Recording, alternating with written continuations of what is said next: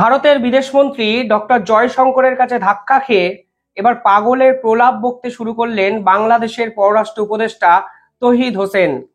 কালকে তিনি একটি সাংবাদিক সম্মেলন করেন ওমানে এবং পরবর্তীকালে ভারতের একাধিক পত্রপত্রিকায় তিনি ইন্টারভিউ দেন।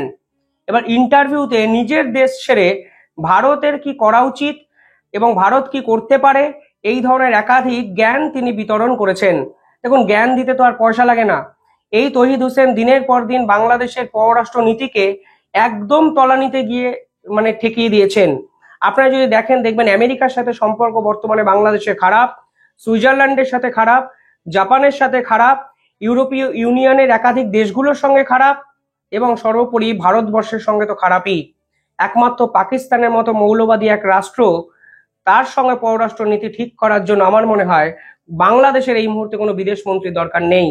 অর্থাৎ মোহাম্মদ ইউনূস যেভাবে জেহাদি এই পার্টিকুলারলি মৌলবাদী গ্রুপগুলোকে প্রশ্রয় দিয়েছেন, এতে অটোমেটিকলি পাকিস্তান যে বাংলাদেশের ঘনিষ্ঠ হয়ে যাবে সেটাই স্বাভাবিক। কিন্তু এই পররাষ্ট্র উপদেষ্টা কি করেছেন? দিনের পর দিন ভারতের সঙ্গে সম্পর্ককে একদম তলানিতে নিয়ে গেছেন। এদিকে ভারতের পণ্য বর্জন করার ক্ষমতা এই তৌহিদ হোসেনদের কিন্তু নেই। তারা আদানির থেকে ফের একবার বিদ্যুৎ চেয়েছেন। বাংলাদেশের এসি কে কত পরিমাপে ব্যবহার করবে সে বিষয়ে বিদ্যুৎ বাঁচানোর জন্য একটি নির্দেশিকা দিয়ে দিয়েছেন। এর আগে কোনো সভ্য দেশে এই ধরনের নির্দেশিকা কেউ দিয়েছে বলে সরকার দিয়েছে বলে অন্তত আমরা জানি না। অর্থাৎ বাংলাদেশকে আদতে পিছন থেকে ছুরি কিন্তু মেরে যাচ্ছেন এই পররাষ্ট্র উপদেষ্টা, যিনি আবার কালকে ভারতকে উদ্দেশ্য করে একাধিক জ্ঞান দিয়েছিলেন। এবার কখন তিনি জ্ঞান দিলেন? যখন জয়শঙ্করের কাছে তিনি ধাক্কা খেলেন। জয়শঙ্করের কাছে তিনি কেন গেছিলেন? কারণ জয়শঙ্করের কাছে গিয়ে তিনি আবেদন করেছিলেন সার্কের মিটিং যেন ভারত অনুষ্ঠিত করে এবং ভারত যেন সার্কের মিটিং এ অংশগ্রহণ করে। আর এই সার্কের মিটিং কেন করা? কারণ সার্কের মিটিং করলেই পাকিস্তান এবং বাংলাদেশ একসঙ্গে একটা অপর দিকে একটা জোট তৈরি করতে পারবে, যা ভারত বিরোধী জোট। আপনারা বুঝতেই পারছেন, যখন শেখ হাসিনা ছিল তখন কিন্তু বাংলাদেশ ভারতের সমর্থনে এই সার্কের মিটিং বয়কট করেছে দিনের পর দিন। কারণ ভারতবর্ষ বলেছিল সন্ত্রাসবাদ এবং আলোচনা একই টেবিলে বসে হতে পারে না। আর এখন বাংলাদেশ সরকারের পক্ষ থেকে যেভাবে ভারতকে অশান্ত করার পরিকল্পনা করা হচ্ছে, তারপরে বাংলাদেশের সঙ্গে একই টেবিলে পাকিস্তানের সঙ্গে মিটিং করা কোনোভাবেই ভারত সরকার যে চাইছে না, তা কিন্তু জয়শঙ্কর কালকে বুঝিয়ে দিয়েছেন। আর এরপরই একটি সাংবাদিক সম্মেলন করে কিছু জ্ঞান দেওয়া কর্মসূচি পালন করে দিয়েছেন এই বাংলাদেশের পররাষ্ট্র উপদেষ্টা। তিনি প্রথমেই যে কথা বলেছেন যে নতুন বাস্তবতা মানতে হয়তো সমস্যা হচ্ছে বর্তমানে দুই দেশের। একদম ঠিক কথা। কিসের জন্য ভারত আপনাদের বাস্তবতা মানবে? যেখানে দিনের পর দিন জামাতকে নিয়ে উদযাপন করা হয়, সংখ্যালঘুদের উপর অত্যাচার করা হয়, যেখানে ভারত বিরোধী স্লোগান দেওয়া হয়, যেখানে ইসকনের মতো পবিত্র এক সংগঠনকে, একটা প্রতিষ্ঠানকে রয়ের দালাল বলা হয়, ঠিক সেই বাস্তবতা মানবে ভারতবর্ষ? নরেন্দ্র মোদী যে উপহার দিয়েছিল বাংলাদেশ সরকারকে, সেই স্বর্ণ মুকুট অব্দি আপনারা ধরে রাখতে পারেননি। দুর্গা মণ্ডপ দিনের পর দিন ভাঙা হয়েছে বাংলাদেশে। আর ভারত সরকার এইসব বাস্তবতা মেনে নিয়েও সম্পর্ক দীর্ঘায়িত করবে, এই প্রত্যাশা আপনি করলেন কিভাবে? উল্টে তো উচিত ছিল আপনার দেশের সরকারকে বোঝানো যে ইমেজ বাংলাদেশের এই জামাতি সরকার তৈরি করছে, এই ইমেজ যদি ভবিষ্যতেও বহাল থাকে তাহলে আন্তর্জাতিক স্তরে বাংলাদেশের যে ব্যাপ্তি তা কিন্তু সুদূর প্রসারী আর হবে না। ইতিমধ্যে আমেরিকা আপনাদের থেকে হাত তুলে নিয়েছে, সুইজারল্যান্ড আপনাদের থেকে হাত তুলে নিয়ে বলে দিয়েছে আপনাদের আর কোনো অর্থ সাহায্য করবে না। বৈদেশিক মুদ্রা সঞ্চয় তলানিতে গিয়ে ঠেকেছে, ব্যাংকগুলো একের পর এক দেউলিয়া। আপনাদের বস্ত্রশিল্পীরা কার্যত অসহায় হয়ে গেছে, কারণ আপনাদের দেশের বস্ত্রশিল্প আর পৃথিবীতে কোনো দেশ গোগ্রাসে গিলছে না। সমস্ত অর্ডার, প্রায় 1000 কোটি টাকার অর্ডার ভারতে চলে আসছে। আর আপনার মতো এই পররাষ্ট্র উপদেষ্টা ওমানের মতো একটি জায়গায় গিয়ে ভারতকে জ্ঞান দিয়ে বলছেন বাস্তবতা মেনে নেওয়া উচিত ভারতের। বাংলাদেশ কেন বাস্তবতা মানবে না? কিসের জন্য ভারত বিরোধী এত স্লোগান দেওয়া হবে? কেন আপনারা বাস্তবতা মানছেন না? যে আপনারা ভারত বিরোধী এরকম স্লোগান শুধু দিয়েছেন তাই নয়, ভারতের পতাকা মারিয়ে সোশ্যাল নেটওয়ার্কে প্রচার করেছেন। তার জন্যই ভারতবর্ষ আপনাদেরকে স্বীকার করছে না। তার জন্য নরেন্দ্র মোদীর বারংবার করে টাইম চাওয়া সত্ত্বেও মোহাম্মদ ইউনূসের জন্য 5টা মিনিটও বরাদ্দ করেননি আজ অব্দি। উল্টে ডোনাল্ড ট্রাম্পের মতো পৃথিবীর অন্যতম সেরা সংগঠক নরেন্দ্র মোদীর উপর আপনাদের ভবিষ্যতে দায়িত্ব দিয়ে দিয়েছেন। এ তো আপনাদেরই লজ্জা। উল্টে কি বলেছেন? উল্টে বলেছেন সংখ্যালঘুদের উপর অত্যাচার নাকি ভারতীয় মিডিয়ার অপপ্রচার। একাধিক সিসিটিভি আমি দেখিয়েছি যেখানে আপনাদের সেনাবাহিনীর কর্তারা চট্টগ্রামে ঢুকে সেই সিসিটিভি ভেঙেছে। চাকমা সম্প্রদায়ের উপর আপনাদের দলের সেনাবাহিনীর এই সদস্যরা দিনের পর দিন অত্যাচার করেছে। শুনুন, মিডিয়া হয়তো ভুল কথা বলতে পারে, মিথ্যা ন্যারেটিভ তৈরি করতে পারে, কিন্তু ওই ভিডিও এবং ছবি যেগুলো সোশ্যাল মিডিয়ায় ভাইরাল হয়েছে তা কি কখনো মিথ্যা কথা বলতে পারে? আপনারা অস্বীকার করতে পারবেন যে আপনাদের দুর্গা মণ্ডপ থেকে, একটি মন্দির থেকে স্বর্ণ মুকুট চুরি হয়নি? আপনারা অস্বীকার করতে পারবেন ইচ্ছাকৃতভাবে ইসলামের ধর্মের কোনো গান আপনাদের দুর্গাপুজোর সময় বাজানো হয়নি? আপনারা অস্বীকার করতে পারবেন দুর্গা মণ্ডপে পেট্রোল বোমা ছোড়া হয়নি? আপনারা অস্বীকার করতে পারবেন বিনা অপরাধে দিনের পর দিন চিন্ময় প্রভুকে আপনারা গ্রেফতার করে রেখে দিয়েছেন, জেলে ঢুকিয়ে রেখে দিয়েছেন? এমনকি তার শুনানির দিনে তার আইনজীবী যেন আদালতে হাজির হতে না পারে তার জন্য তাকে কার্যত হসপিটালে শয্যাশায়ী করে দিয়েছেন। এরপরেও এইগুলো ভারতের মিডিয়ার অপপ্রচার বলতে ন্যূনতম লজ্জা কি করছে না? দিনের পর দিন নরেন্দ্র মোদীর সঙ্গে মিটিং করার জন্য চেষ্টা চালিয়ে যাচ্ছেন আপনি, অথচ আপনি তো বাস্তবতা না মেনে ভারতকে মিথ্যা দোষারোপ করে যাচ্ছেন।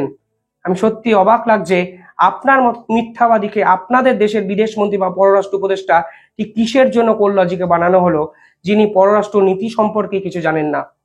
3 নম্বর, কালকে আপনি বলেছেন একে অপরের দাবিগুলো শোনা উচিত। কিসের দাবি? আপনারা কিসের দাবি করছেন ভারতের কাছে? ভারত তো দিনের পর দিন আপনাদের চাল, ডাল, মুসুর ডাল, ডিম, দুধ সরবরাহ করে যাচ্ছে। শুধুমাত্র শেখ হাসিনার সঙ্গে চুক্তি ছিল বলে আপনাদের মানুষগুলোকে, সাধারণ মানুষগুলোকে ভাতে মারতে চাইছে না বলে ভারতবর্ষ আপনাদের পাশে থাকছে। আর আপনারা কিসের দাবি করছেন? শেখ হাসিনাকে ফিরিয়ে দেওয়ার দাবি। এই দাবিটাই তো কমপ্লিটলি ইললজিক্যাল এবং ইল্লিগাল, কারণ আপনারা নির্বাচিত সরকারই নন, আপনারা সামরিক সরকার, সামরিক ক্ষমতাপ্রাপ্ত সরকার, যার কোনো ভ্যালিডিটি নেই, আপনাদের সংবিধানের বৈধতা নেই। আপনারা যে সংবিধান মেনে শপথ নিয়েছেন সেই সংবিধানকে আপনারা বাতিল করার জন্য আদালতে ছুটে গেছেন। ফলে কিসের জন্য আপনাদেরকে গুরুত্ব দেবে ভারত সরকার? কিসের বৈধতা, কিসের আপনাদের ভারতের কাছে দাবি? এই প্রশ্নগুলো আগে ক্লিয়ার করুন, তারপরে এইরকম বোকা বোকা প্রেস কনফারেন্স করবেন। 4 নম্বর, আপনি বলেছেন মুসলমানদের মতোই আপনার বাংলাদেশে হিন্দুরা সুরক্ষিত।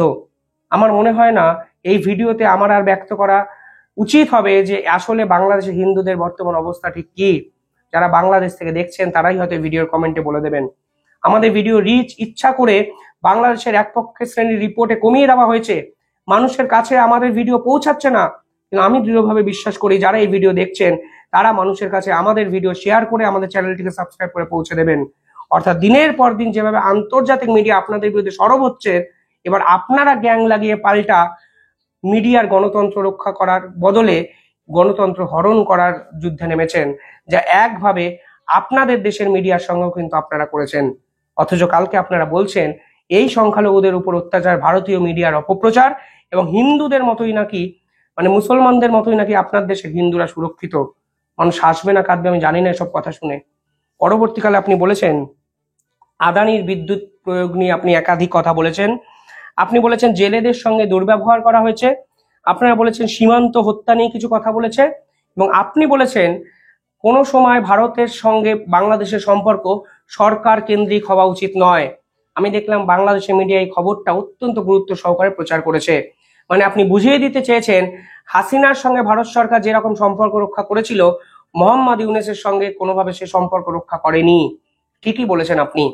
যেই সরকার দিনের পর দিন ভারত বিরোধী একাধিক গুন্ডাদের জেল থেকে ছেড়ে দেয়, তাদের সঙ্গে যদি সম্পর্ক রক্ষা না করে তাহলে ভারত সরকার একদম ঠিক করেছে।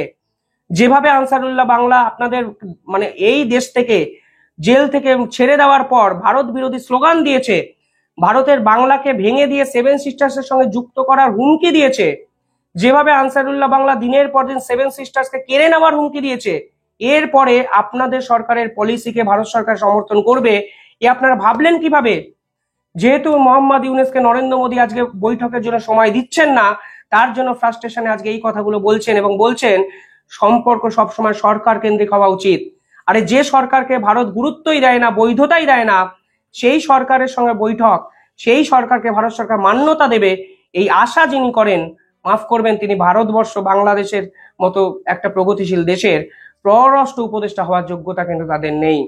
কিছুদিন আগে জেনারেল বলেছিলেন, ভারতবর্ষের প্রধান সেনাবাহিনী প্রধান বলেছিলেন যে ভারতবর্ষ বাংলাদেশের এই অন্তর্বর্তীকালীন সরকারের সঙ্গে সম্পর্ক রাখবে না, যতক্ষণ না নির্বাচিত সরকার আসবে ততক্ষণ এই সম্পর্ক ভালো হবে না। এই কমেন্টের পরেও আপনি চাইছেন সম্পর্ক সরকার কেন্দ্রিক হবে। আজকে একের পর এক প্রকল্প ভারতবর্ষ হাসিনা সরকারের সঙ্গে একসঙ্গে মিলে বাংলাদেশকে করেছিল। আপনাদের বিখ্যাত রেল প্রকল্পে ভারতবর্ষ কয়েক হাজার কোটি টাকা ইনভেস্ট করেছে। এবছরও প্রায় এতগুলো টাকা বাংলাদেশ সরকারের উপর ইনভেস্ট করেছে ভারতবর্ষ, কারণ সেই প্রকল্পগুলো শেখ হাসিনার সময় থেকে শুরু হয়েছে, যা ভারত সরকার প্রতিহিংসাপরায়ণ রাজনীতি করতে গিয়ে বন্ধ করেনি। আর আপনি বলছেন বাস্তবতা গুরুত্ব দেয়নি ভারতবর্ষ, এবং ভারতবর্ষ যেন সরকার কেন্দ্রিক সম্পর্ক বজায় না রাখে। যেই বাংলাদেশের সরকারটাই ভাওতাবাজি দিয়ে চলছে, যে বাংলাদেশের সরকারটাই কাগজে সরকার, আসলে বাস্তবের মাটিতে যার কোনো অস্তিত্বই নেই, একটা দেশ ছাত্র নেতা সমন্বয়করা চালানোর চেষ্টা করেন, এক নোবেলজয়ী অর্থনীতিবিদ ক্ষমতায় বসে রাক্ষসের মতো মুখোশ বদলে সাধারণ মানুষের উপর হত্যালীলা চালান, সেই সরকারকে ভারতবর্ষের সরকার যদি গুরুত্ব না দেন, বৈধতা না দেন, তাহলে বিশ্বাস করুন আজকে ভারত সরকার একদম ঠিক কথা বলেছেন এবং ঠিক জিনিস করছেন। এবং ভারতবাসী কেন, বাংলাদেশের অধিকাংশ মানুষও ভারতের এই এই যুক্তিগুলোকে সমর্থন করছেন।